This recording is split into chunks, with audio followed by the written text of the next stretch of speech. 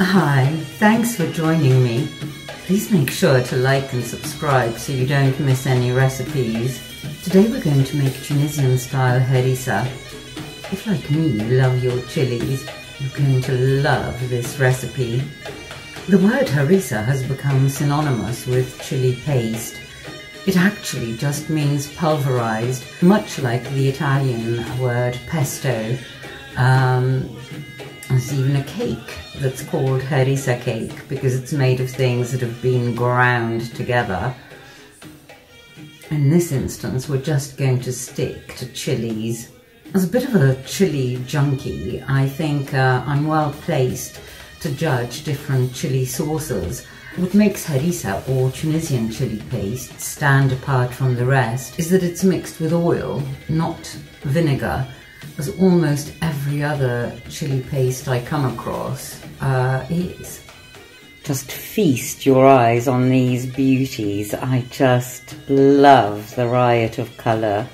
In choosing your chilies, it's up to you what degree of heat you would like. I've chosen these for their colour and because they are a medium hot. I've also got this type, which is a little bit hotter.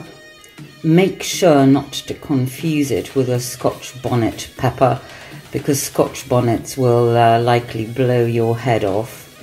Then, and this is purely optional, I've got a dried red chilli, and this is because it will add a pleasing amount of smokiness to the final result.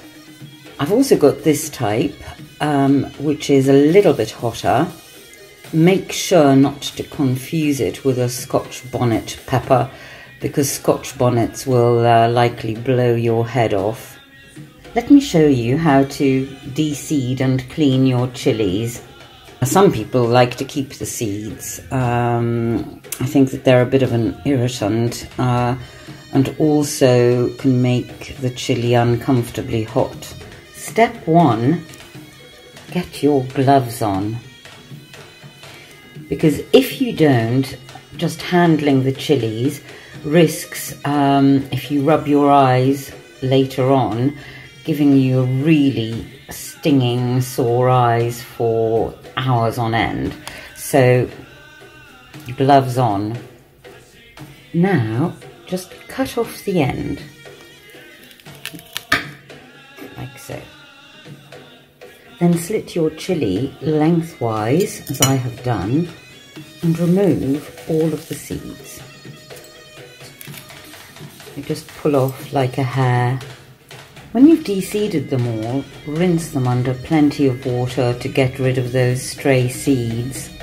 And here are my chilies, all washed and rinsed, and in the steamer, ready to go on the stove. Oh, I do love those colours.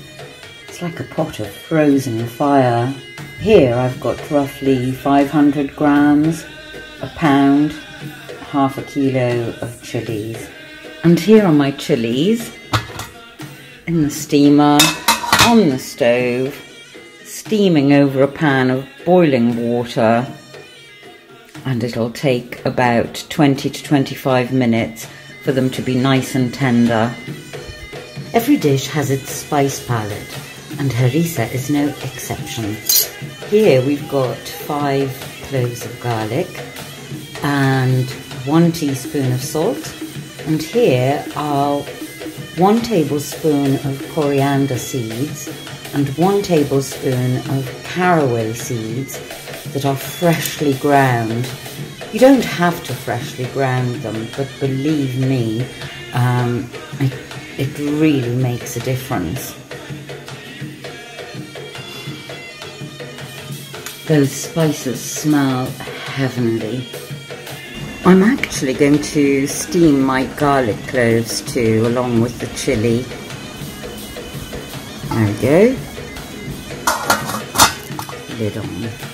The chilies have been steaming for about half an hour now, so I'm going to check them with a knife.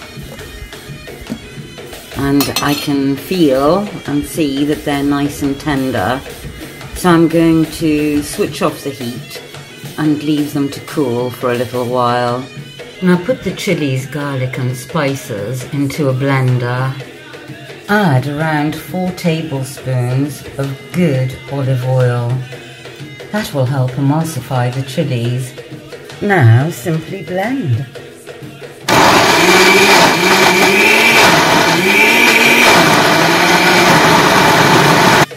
You can use your harissa paste to add to soups and sauces, but really I love it just like this, with some nice fresh baguette and covered in good virgin olive oil.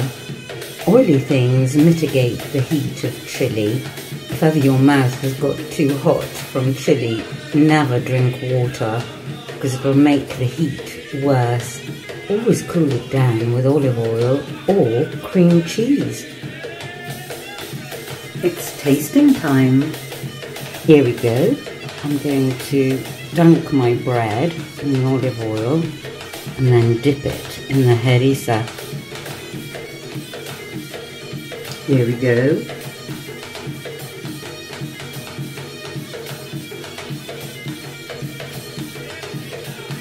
It's fantastic.